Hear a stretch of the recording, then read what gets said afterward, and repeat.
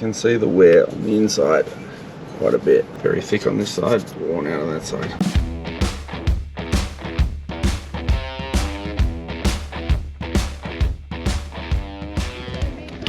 All right, not bad. We're about 15 minutes in here at Streaky Bay Jetty, and Ben's pulled our little baby. What is it? Now he's definitely undersized, whatever he is. But how good's that? A little fishy.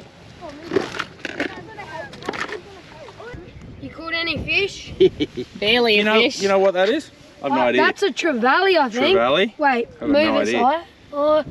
Yeah, it's a trevally, isn't it? Can I have it? You can have it.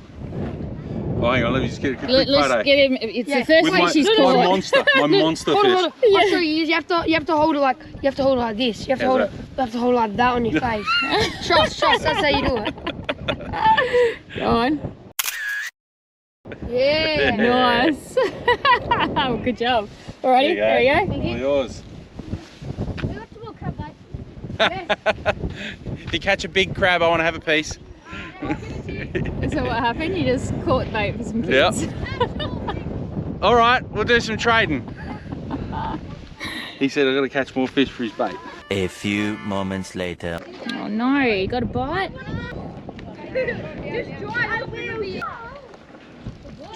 Fast little thing. Okay. Let me get the knife. What, are you still on? Yeah. No way. Oh. Holy moly. Look at this. What the hell is that? Never seen any of these fish.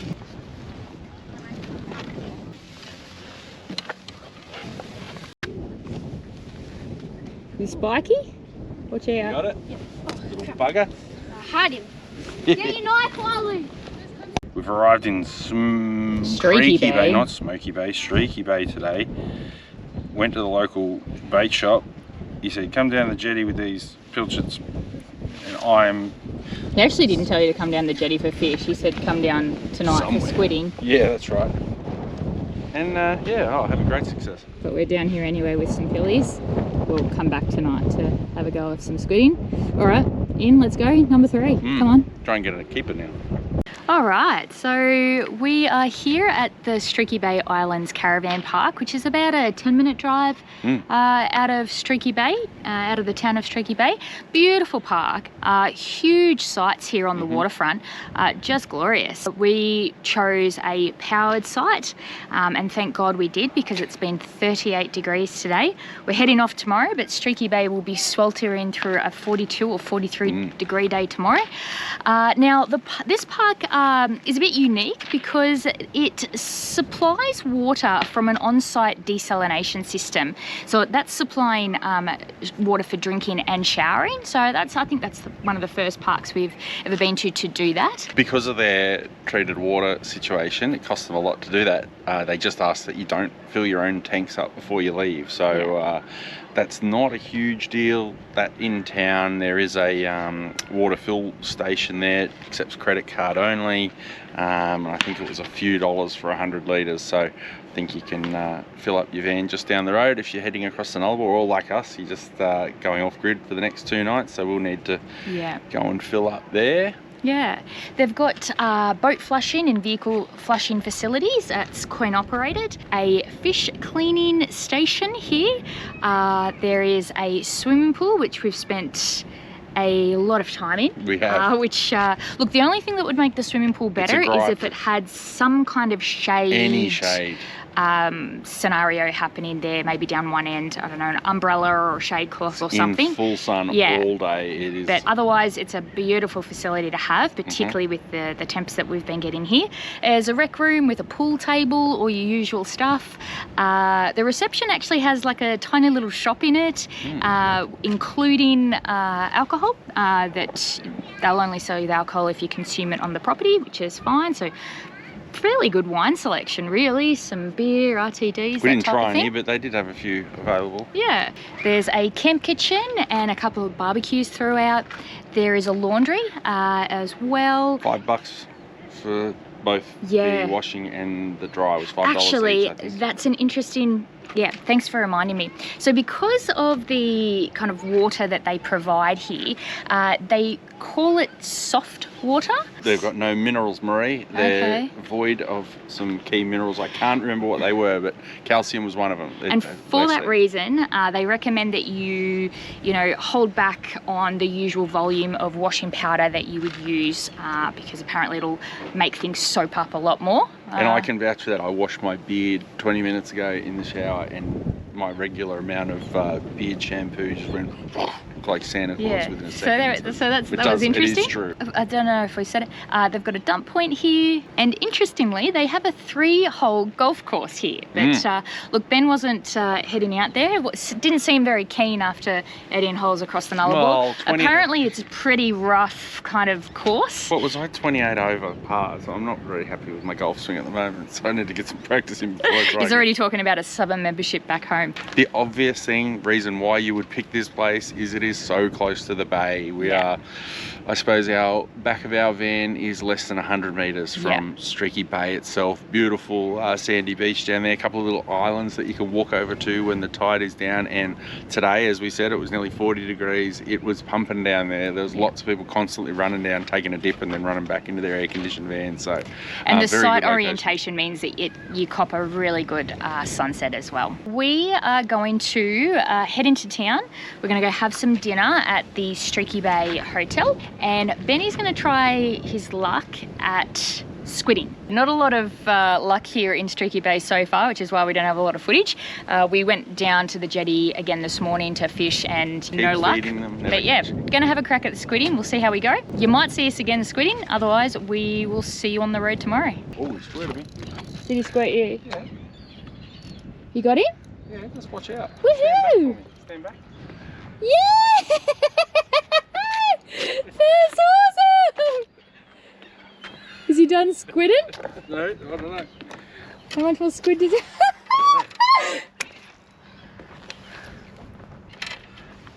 He's still alive. There he goes. Now he's dead. That's so cool! Good job! That meant all the hours for the last 2 days were worth it. Good job! Hey, you gonna hold it up or is it not like a fish? Hang on. Ready? What do we got here? Look at that. Look at that. Good job. Mr. Thing from Captain, what was it? I don't know. With, you're telling the Johnny random Depp. story. What's the with his thing? Blackbeard? Price. Whatever his name was. Proud of 10. So just the one squiddly tonight.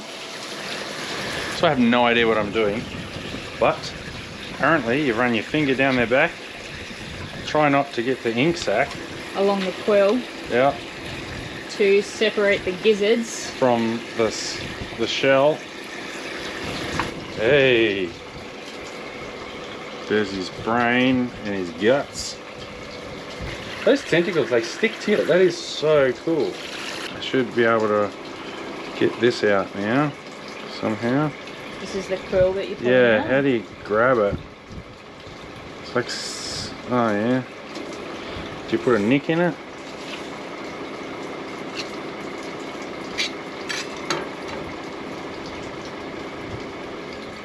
There it is. It looks like a big piece of plastic in him. Try and get his skin off first so I can grab him. That's the membrane you want to take Yeah. off. Just ran my fingers down the edge of the wing and it seems to have That come off. bristly bit of the ring. Yeah, it's just And the top. push your fingers together, make a hole, and then you can run your finger and thumb up and down each side. Oh, go. lovely.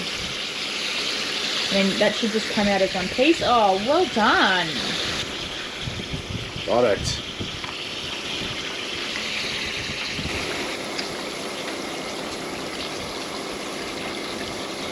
So we should be able to get some calamari rings out of that.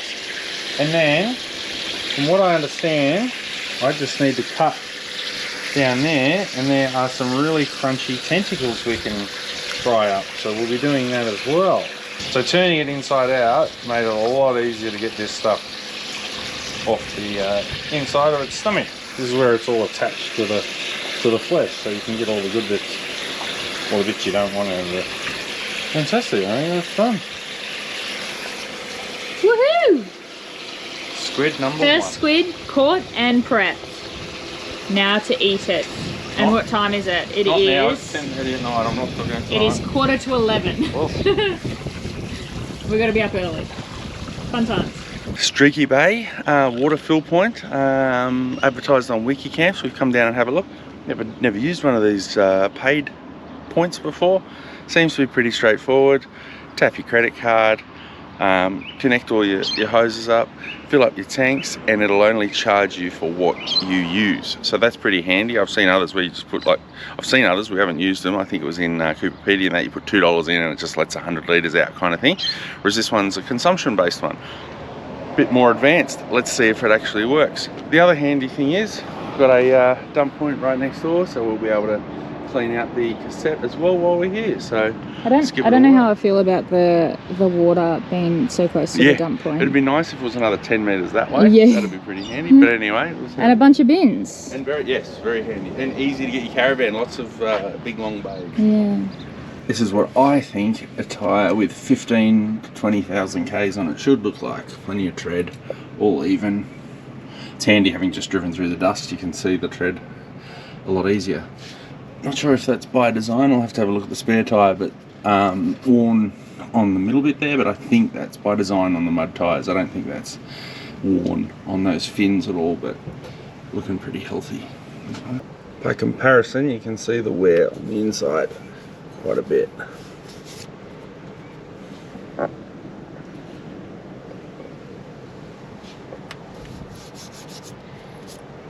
Very thick on this side, worn out on that side.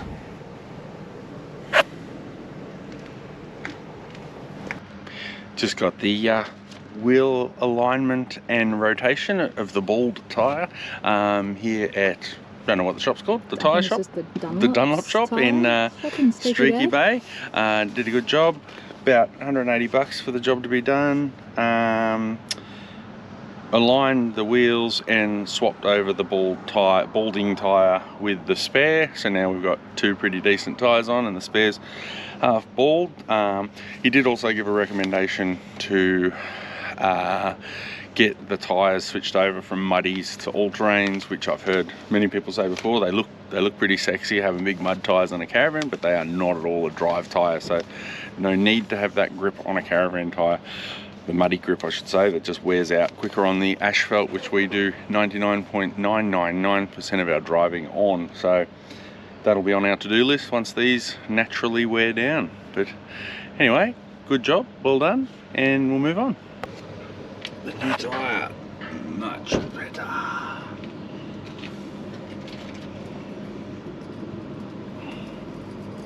Even changed over my tyre pressure monitoring knob.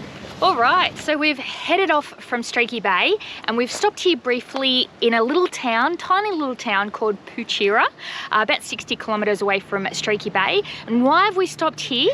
Because it is the site where the dinosaur ant was rediscovered in 1977. Now, what's a dinosaur ant, you might ask?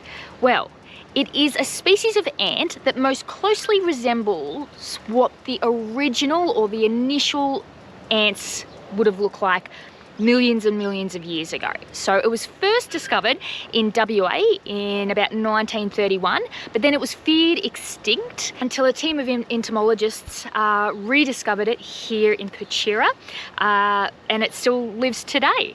So very exciting stuff here in Puchira. They are terrifying. Look how big they are. Crazy. Is that life size? I haven't found anything to contradict that, so let's run with that. Let's say they are life size. Go and stand next to its head shell so we know how big it is. Go and stand there for a sec. They are huge. Look now, at the size apparently their venom, so if you're stung by a dinosaur ant, their venom causes quite a bit of pain, and only 3 people are known to have ever been stung by the dinosaur Well, ant. how would they sting it if you bit on the leg? You know what it reminds off? me of is, do you guys remember that movie, Honey, I Shrunk the Kids? And they have Auntie. Oh, yeah. And then Auntie dies. Come on, you guys, this is your aunt. It's like that. Flashbacks. Okay. We're obviously struggling. Delirious. It's like 40 degrees here in Petira And it's today. like- And it's like 11:15. Anyway, see ya. We've reached 42 degrees here. We're just past Iron Knob. About to arrive at our stay for the night, which is Nutbush Retreat, which is a homestead stay. It's got a pool. We're very excited. Very excited for the pool. Hopefully it's in the shade so Michelle doesn't sizzle. I'll get in there fully clothed, I don't care.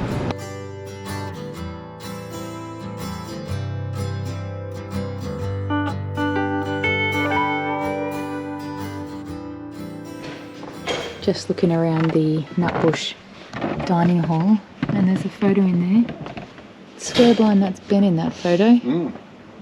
He says he doesn't remember the day he was shearing, but there he is. There he is nonetheless. Uncanny. Morning. Good morning. We are coming to you from Pandara Station, where we stayed the night. Now, the Nut family have owned Pandara Station since 1895. However, the wool shed behind us and the original shearers' quarters were built in 1860.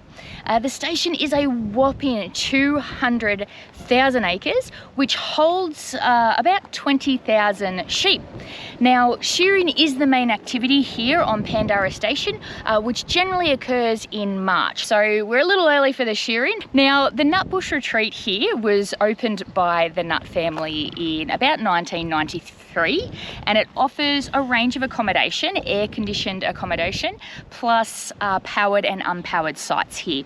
The facilities are a pool, which was very well used by us yesterday because it was a stonking 42, 43 degree day, and I don't think it dropped below 30 degrees overnight. No, so dropped to 30 and then it's starting to go back up. thank now. goodness for that pool, and thank goodness for the aircon on the powered site. It's got a rec room with pool and a TV, a pool table that is, and a TV, and it's got a barbecue area, but the main thing is it offers a air-conditioned, fully licensed dining room inside. So there's a bit more of a varied menu than the Fraser Range station that we stayed on. So I think there's a choice of about 5 to 6 different dinner options. They do happy hour between 5 and 6 p.m. $6 beers and $6 wines, and there's a fairly good selection on that happy hour. We deleted a few of those beers. Yeah, Excuse me, absolutely. that's my voice from those yeah, beers. having a good old yarn to the caretakers here at the moment. They also offer breakfast, and again, a wide variety of things on the breakfast menu. So yeah, pretty cool little place here. Little. Well, so yeah, we're on the road again today. So that's going to be a wrap for this video, guys. We hope you've enjoyed it, and catch us in our next one as we track the 1,000 k's home. We're going along the Murray River, so we're Yeah. crossing out of South Australia, back into our local time zone, meandering along the Murray towards Albury. So Yeah, see how we go there. catch us then. See you. See ya. So you've probably all driven past these 5 big concrete cylinders, and they've been given the name the tanks because they were 5 massive water tanks back in the day. The Water Authority has sold off the tanks and the surrounding land to a private owner.